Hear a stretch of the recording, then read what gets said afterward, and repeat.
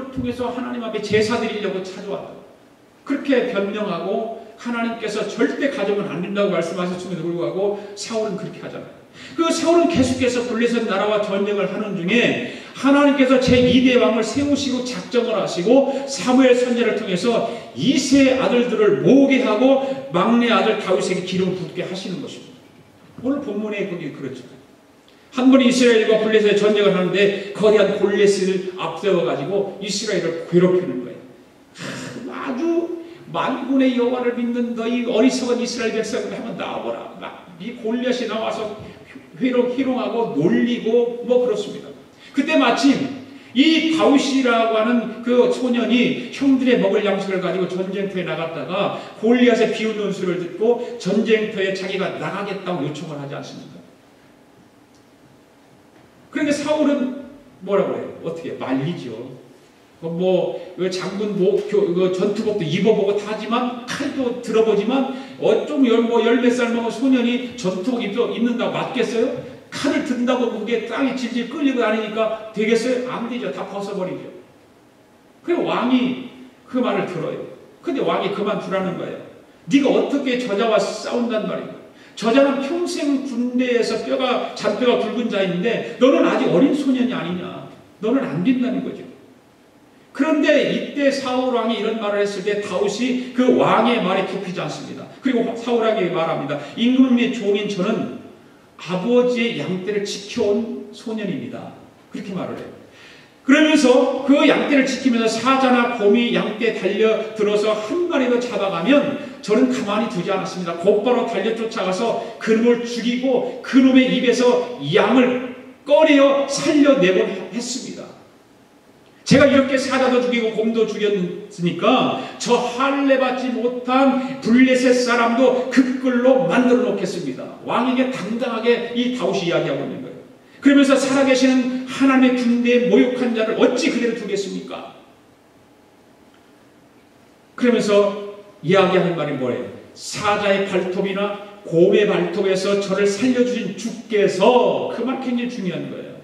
사자의 발톱에서 곰의 발톱에서 저를 살려주신 주께서 저 블레셋 사람의 손에서 틀림없이 저를 살려주실 것입니다 라고 하는 이 믿음이 다윗에게 있었다 그 말이에요. 그래 다윗은 그 왕에게 당당하게 자기가 하나님을 신뢰하고 하나님에 대한 믿음이 있음을 확인시켜주는 말씀이에요. 다윗은 믿음의 눈으로 과거와 현재 그리고 미래를 직시의 봄으로 인해서 승리가 자신에게 있을 것을 장담하고 있는 것입니다. 이 믿음이 대단한 믿음 아닙니까? 싸우죠. 그 거대한 골리앗 앞에서 이 믿음 하나만 가지고 당당하게 자신있게 왕 앞에서 말하고 있는 그 다윗의 모습을 보면 하나님께서 당연히 그러니까 어떤 사람을 찾으시겠어요? 어떤 사람, 바로 하나님 중심으로 오신다는 것이 바로 이런 거예요. 이런 믿음 있는 사람의 마음을 보는 거죠. 위기를 만날 때마다 다윗은 여호와 하나님께 구하는 믿음이 있었습니다. 믿음은 위기 때일수록 더 빛나야 하는 줄로 믿습니다. 믿음이라고 하는 것은 그렇잖아요. 위기를 만났을 때, 환난을 만났을 때 그 믿음이 더 빛나야 되는 것입니다. 그게 진짜 그러면 하나님께서 그 사람을 사용하시고 그 사람을 들어 쓰시는 것입니다. 위기를 만났을 때 피하고 도망가는 것이 아니라 믿음으로 나가야 될 줄로 믿습니다. 믿음으로 나가는 거예요. 이 다윗을 보십시오. 이 말씀을 참 깊이 묵상해요. 기가 막힌 말씀 아니에요? 사자가 자기를 지금 잡아삼키려고 그르렁거리고 발톱을 들고 있습니다. 곰이 자기를 지금 잡아먹으려고 발을 들고 있습니다. 그런데 그런 사자와 곰 앞에서 살려준 주께서 블레셋 사람의 손에서 틀림없이 저를 살려주실 것이라고 하는 그 당당한 그런 믿음의 말을 지금 왕 앞에 하고 있는 다윗입니다. 동부에 있는 켄터키주 살렘에 있는 광산에서 바위가 무너져서 내려가지고 5명의 광부가 깨끗하게 갇히는 끔찍한 사고가 일어났습니다. 4명의 광부는 작업을 마치고 밖으로 나오는 중이었고 다른 한 명은 갱이 무너질 위협이 있으니까 빨리 나오라고 전해주려고 가다가 모두 갇힌 신세가 되어버렸습니다. 왜 갱숙에 갇혔습니다. 갱숙에 들어가 있으니까 빛도 없고 물도 없고 양식도 없습니다. 죽음에 처한 그들이 할 수 있는 일이라고는 하나도 없습니다. 아무것도 할 거 없어요. 생각해 보십시오. 뭐 할 게 뭐가 있겠어요. 그런데 이들은 희망을 잃지 않아요. 그 갱숙에 갇히면서 희망을 잃지 않아요. 그래서 하나님을 향하여 찬송을 부르고 기도하기 시작합니다. 5명이 나오려다가 갇히고 1명은 무너진 걸 전해주려고 갇혀서 6명이야. 6명이 앉아서 하나님 앞에 찬송하고 기도하고 그 일밖에 할 게 없어요. 다른 거 아무것도 할 게 없는 거예요. 얼마나 시간이 지났는지 알 수 없는데 그들의 찬송은 계속해서 하는 거예요. 기도도 계속해서 하는 거예요. 그러니까 얼마나 시간이 지났을까? 쉬운 3시간 정도 시간이 지난 거예요. 그럼 쉬운 3시간, 이틀이 지나고 지금 몇 시간이 더 지난 거예요. 근데 쉬운 3시간이 지난 주일 아침인데 그들은 극적으로 구조되기 시작합니다. 구조된 광부들이 이렇게 말합니다. 우리는 계속 기도했습니다. 앉아있을 힘이 없어서 누워서 기도하고 누워서 찬송했습니다. 그리고 한참을 그렇게 했을 때 멀리서 빛이 비춰오고 있음을 알았습니다. 라고 이야기합니다. 그런데 더 놀라운 일은 깸 속에서 발견된 그들의 모자에 적혀있는 글귀가 있는 거예요. 글귀. 그들은 모자에다가 자기들 나름대로 뭔가를 가지고 글을 썼어요. 글을 썼는데 그 글 내용이 뭐예요? 이거예요. 우리를 발견했을 때에 우리 몸이 이미 시체가 되어 있더라도 슬퍼하지 마십시오. 우리는 구원받아 하늘나라에 가 있을 것이기 때문입니다. 할렐루야. 그 죽음 앞에 깜깜한 그 갱 속에서의 자기들의 생각하는 것이 뭐입니까? 바로 이거였어요. 우리는 하늘나라에 갔을 것이다. 그 하늘나라를 바라보면서 갱 속에서 갇혀 있으면서 찬송하고 기도하고 있었던 것이죠.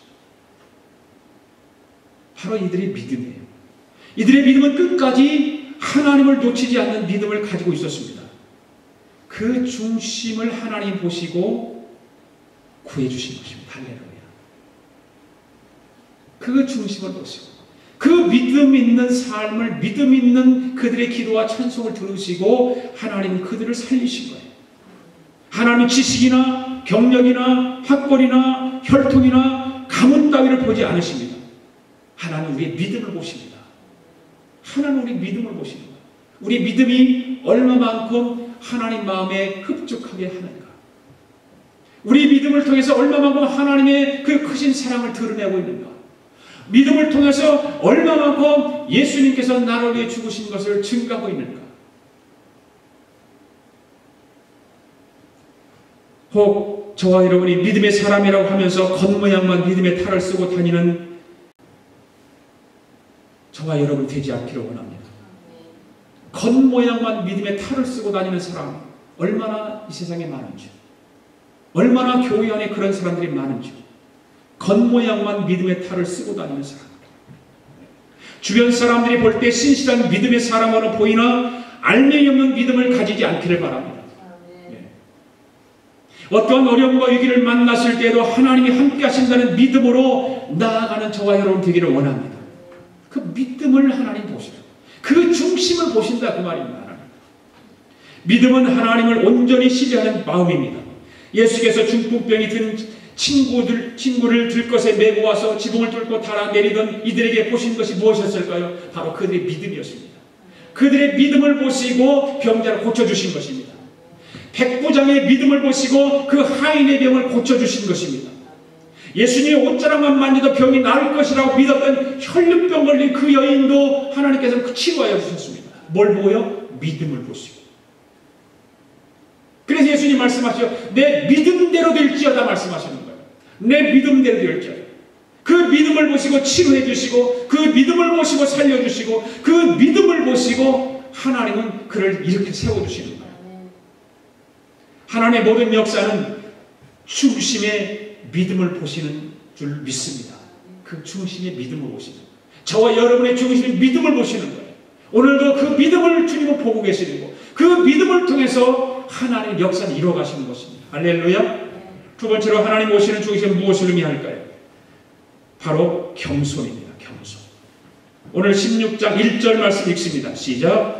내가 이미 사울을 버려 이스라엘 왕이 되지 못하게 하였거늘.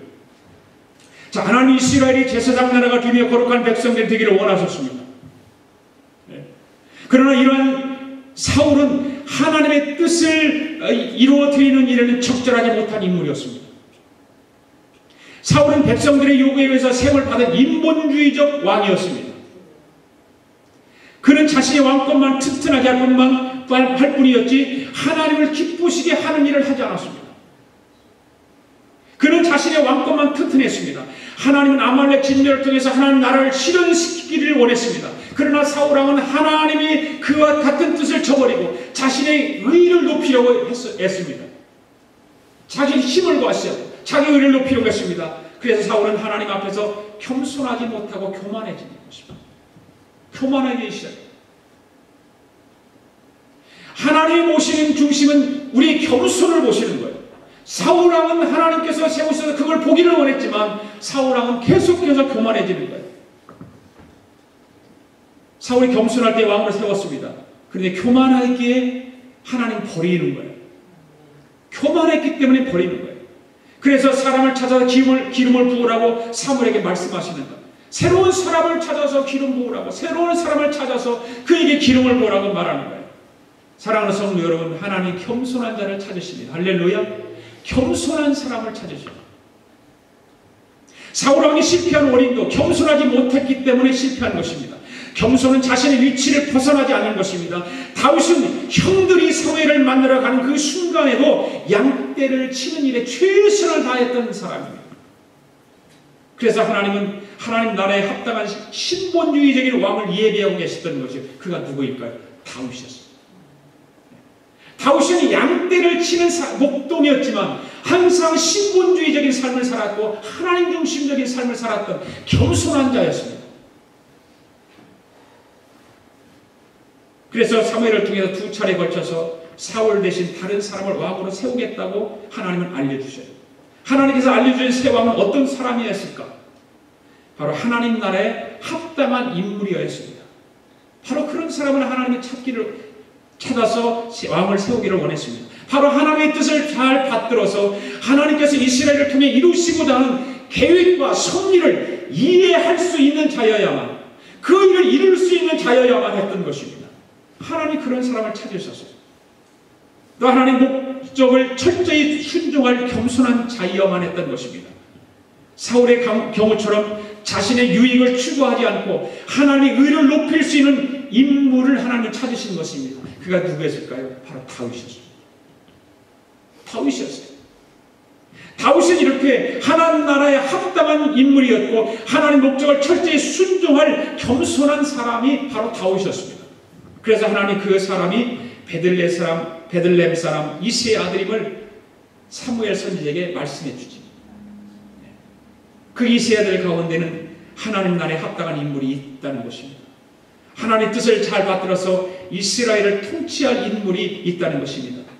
이새의 아들 가운데는 사울과 같이 자신의 유익을 추구하지 않고 하나님의 의를 높일 수 있는 하나님의 사람이 있었기 때문에, 하나님만 바라보는 겸손한 사람이 있었기 때문에 하나님은 이미 아시고 사무엘 선지자를 통해서 그에게 기름 부으라고 말씀하시고 있는 것입니다.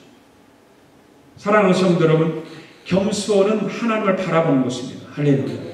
어떤 환경 가운데서도 하나님을 바라보는 것입니다. 어떤 인간의 생각과 인간의 어떤 이성적인 것을 추구하고 그것을 생각하면서 나아가려고 하는 것이 아니라 어떤 경우에도 하나님을 바라보는 사람이 겸손한 사람입니다. 하나님의 눈을 의식하지 않으면 겸손할 수 없습니다. 늘 우리는 생활 속에서 하나님의 음성을 듣고 하나님의 의식할 줄 알아야 되는 것입니다. 교만한 사람의 특징은 뭡니까? 바로 자신에게 초점을 맞추고 살아가는 사람. 뭐든지 자신에게 초점을 맞춰요. 자신에게 초점을 맞춰가고 사는 사람. 하나님 원치 않으십니다. 하나님은 하나님에게 초점을 맞추기를 원하는 사람을 찾으셔요. 그 사람을 하나님 원하셔요. 내가 잘나서 나 때문에 이렇게 되었다고 자기를 자랑하는 사람을 찾는 것이 아니라 나의 모든 삶이 하나님께서 이렇게 이루어 주셨다라고 고백할 줄 아는 사람. 바로 그 사람이 겸손한 사람이고 그를 하나님께서 찾으시고 세워두시는 것입니다. 그래서 바울은 고린도후서 11장 30절에 말하여 내가 부득불 자랑할진대 약한 것을 자랑하노라. 약한 것을. 바울은 자기가 자랑할 수 있는 얼마든지 강한 것이 있었습니다.